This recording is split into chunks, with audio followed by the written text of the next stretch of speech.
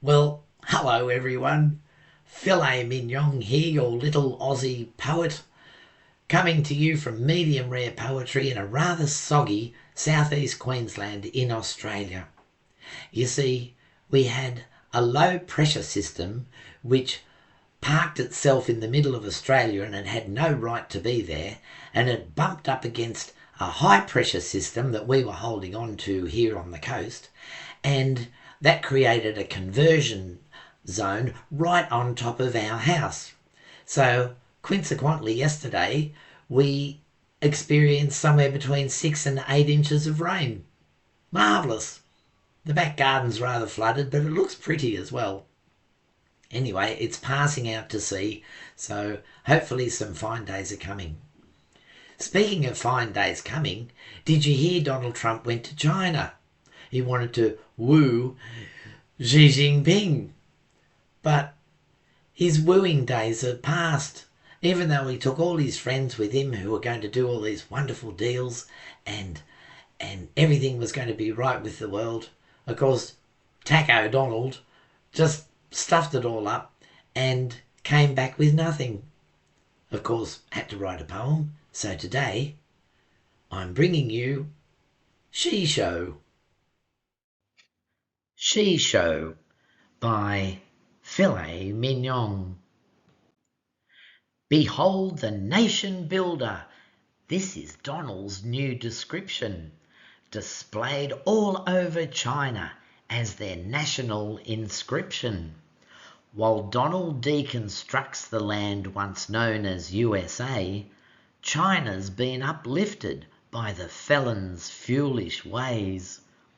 Once a massive tract of land with disconnected fiefdoms, all warring with each other through their egotistic chiefdoms, but then they coalesced, which brought a partisan ambition.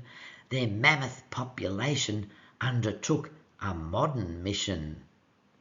They spread their Asian influence discreetly round the planet, assisting struggling nations, helping right across the gamut.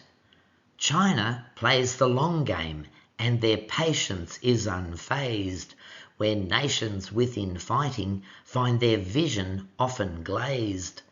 The Trump administration, with its isolationism, had scattered all their focus like a light spread through a prism. Each state is now devolving into separate selfish realms. They no longer trust the nutcase sleeping at the federal helm. The world withdrew from Trumpville, redirecting their attention to orient expansion, forward thinking in dimension. Donald was upset with Chinese product flooding in, the quality superior, which tweaked his double chin. He slapped on heavy tariffs to curtail this infiltration. China double tariffed Trump. He blanched in indignation. So what did Taco Weak-Knees do? He dropped his silly tax. His reputation sullied thus, he never could relax. The Persian War had stymied China's fuel supplies. As such, they offered some intelligence to Ayatollah's clutch. This gave the IRGC troops a very useful edge. The Orange Ogre's victory was now wobbling on the ledge. Donald couldn't turn a trick, his status going pear-shaped. He'd need a diplomatic win before his corpse was draped. So Trump risked chronic cankles and a most acute angina to go and bully Xi Jinping across the sea in China. His cunning plan to offer China Yankee Doodle oil. His Exxon mates would rake the cash and Trump would share the spoil. The Persians were aware of this. Their spies wore Florsheim shoes, allowing Chinese tankers through the Strait of blocked Hormuz. When Air Force One regurgitated Trump upon Beijing, there was the noted absence of their leader Xi Jinping. It seems he was ensuring that his tankers made their port, so he was flush with oil and he'd use Trump just for sport. The robot crowd were cheering at the foreign fat fool fellow, though they expected better, as he should be made of Lego. They'd binged Iranian YouTube watching Trump-like animation, the disappointment tragic at this loose impersonation. Trump and all his oligarchs were blindly unaware. Their focus was fleece China of its dominating share. The Trump boys were included. They were loaded with self-interest, researching all of Asia just by watching pics on Pinterest. Boeing tagged along to sell 500 of their planes, ignoring their track record of some huge insurance claims. Miners were included for the buffet of rare earth. Their shovels were impounded to the peals of Chinese mirth. Elon Musk was hoping to sell driverless technology. 1 billion brand new drivers were blasé at his tautology. Trump once pressured Apple to make iPhones right next door. Now they came back begging for the Chinese to make more. The high-tech chips required for the trending AI game were streaming out of China, making them a better gain. And Taiwan was superior, with chips that dazzled eyes. For all Trump knew, these chips to him would always be French fries. They had their private meetings for American best deals. Their arrogance had hoodwinked them that they were on the steal. Commitments made were hollow. China had the upper hand. Trump appeared much shorter when things didn't go as planned. Their banquet in the People's Hall was such a grand heirloom.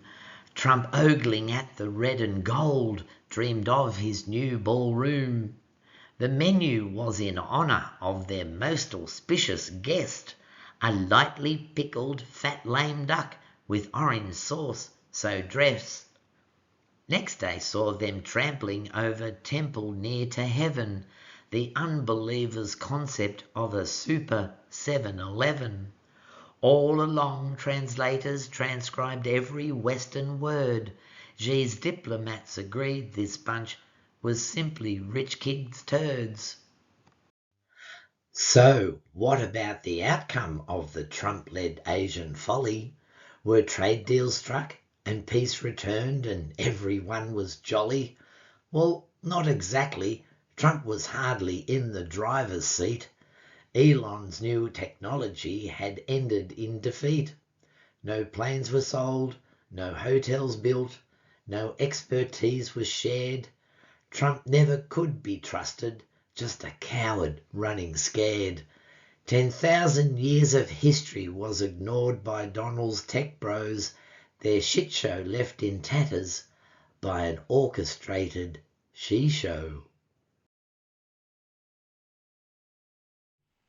Well, on the way home on Air Force One, Trump was in a bit of a huff, and when a reporter asked him how the Iranian war was going, well, he just lost it, which is not very presidential. Anyway, did you notice with the photos taken at his Asian summit, when he stood beside Xi Jinping, he was either the same height as him or a little bit less. Xi Jinping is 5'11" and Donald is supposed to be 6'3", but he's shrinking. His head is disappearing into his shoulders, and I think it's the weight of the cankles sucking him down. But anyway, he's looking more and more diminished every day. Poor Don. Hope you like the poem. Please like, share and subscribe and spread the word. And press the notification bell so that YouTube can let you know when another one's coming. And I look forward to seeing you next time. It's Filet Mignon signing off with bye-bye for now.